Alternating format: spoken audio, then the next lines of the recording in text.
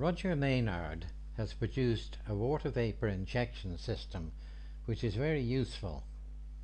50 years ago, car engines were not nearly as powerful as they are now. In those days, it was quite common for a driver to remark that his car ran smoother and more powerfully on wet days. This was not imagination, as water vapor drawn into the engine along with the air turned to steam at the moment of ignition and, expanding, provided additional thrust to the pistons while lowering the running temperature of the engine very slightly. This fact was used in World War II when units which were effectively standard bubblers used with HHO boosters were added to vehicles.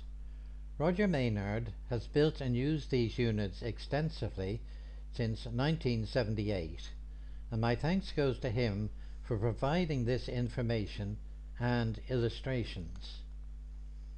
This is an actual device here. It's a mason jar filled with water, and it bubbles the incoming air to the engine through a small plastic tube, or perhaps I should more correctly say it passes some of the incoming air at the engine through it. The unit is attached to the air intake of the vehicle between the air filter and the engine. A small diameter plastic pipe is led from there to a glass or plastic container holding water. In the above picture, Roger is using a glass mason jar with a screw-on metal lid which has a seal. Sometimes called a preserving jar, these jars are very convenient. The air feed into the jar is by a length of the same plastic piping and terminated with a standard air stone, or soapstone as it's sometimes called, as used in a home aquarium, as this causes a large number of separate small bubbles from the air passing through it. It is good practice to glue the plastic fittings to the lid of the jar, but this can make the jar too airtight, and if that happens, it may be necessary to remove the rubber seal which is around the neck of the jar. There are many systems which produce cheaper fuel for internal combustion engines by adding water to petrol or other fuels. The system shown here is one of the easiest ways of achieving that result without having to do anything difficult. While it may seem strange that adding cold water droplets to the air which has been drawn into an engine, remember that it is this technique which allows very low efficiency engine of a standard standby generator to operate running on an HHO gas mix, which was generated by its own electrical output. The HHO gas mix is ignited by the spark plug firing, and that generates a high temperature inside the cylinder. That high temperature causes the water droplets, which have a very high surface area for their weight, to turn instantly into what's called flash steam, which has a much higher volume than the water droplets, and that raises the pressure inside the cylinder to such an extent that the HHO gas mix is quite adequate to operate as the fuel source, and so the generator appears to be running with water as the only fuel. It's a very effective system. You have the air being drawn as normal into the actual driving engine or motor of the generator.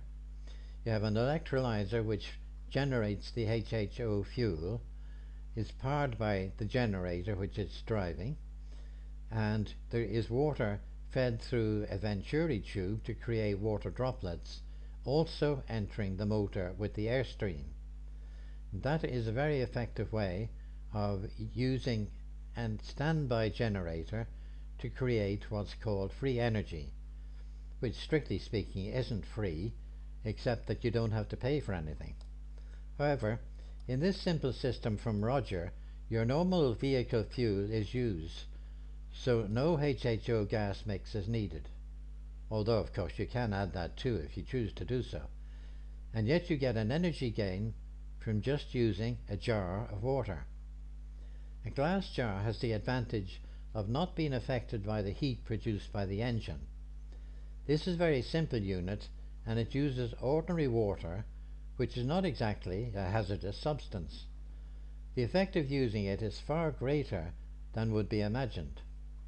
On Roger's 4-cylinder Kia car, the miles per gallon rose from 320 miles per tank full of fuel to 380 miles per tank full of fuel around town and 420 miles on the open road. Those are gains of 18% and 31%, which is a very marked improvement. His 6-cylinder Tacoma shows an 8% increase around town and a 12% increase on the open road. The water is topped up every 1200 miles or so. Some engines are suited to the air stone, some are not. Smaller engines may work much better if a stainless steel screw is used instead of the air stone, and the screw is driven into the plastic tube where the incoming air is being drawn into the water container.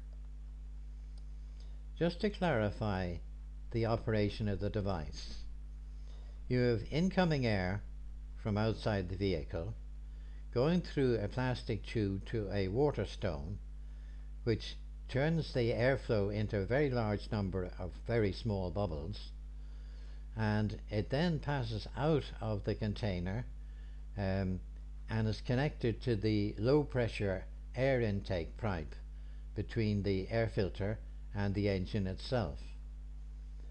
The container has a plastic elbow connection in the lid through which the outside air is drawn into the container. The air flows down through a plastic tube to either an air stone from a pet shop or a loose bolt in the end of the plastic tube. The air stone has many small holes in it, and these break the incoming gas up into many streams of small bubbles. There is a second elbow in the lid, and the air, which is now very damp, is drawn out through it by the reduced pressure in the normal air intake of the engine. The lower pressure there is caused by the intake strokes of the engine, and the air going to the engine now comes from two sources: the normal path through the air filter and the new path through the bubbler. Most of the air flows through the air filter as normal, but there is now a small percentage which flows through the water, adding cold moisture to the airflow. Some people feel that this couldn't possibly make any difference, but experience has shown that the addition of the extra stream of damp air can, and usually does, have a beneficial effect, improving the miles per gallon provided by the engine and making the engine run a little cooler, and generally improving the operation of the engine.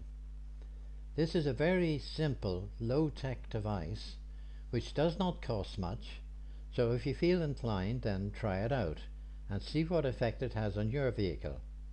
After all, if it does not provide a useful improvement, then you can easily remove it.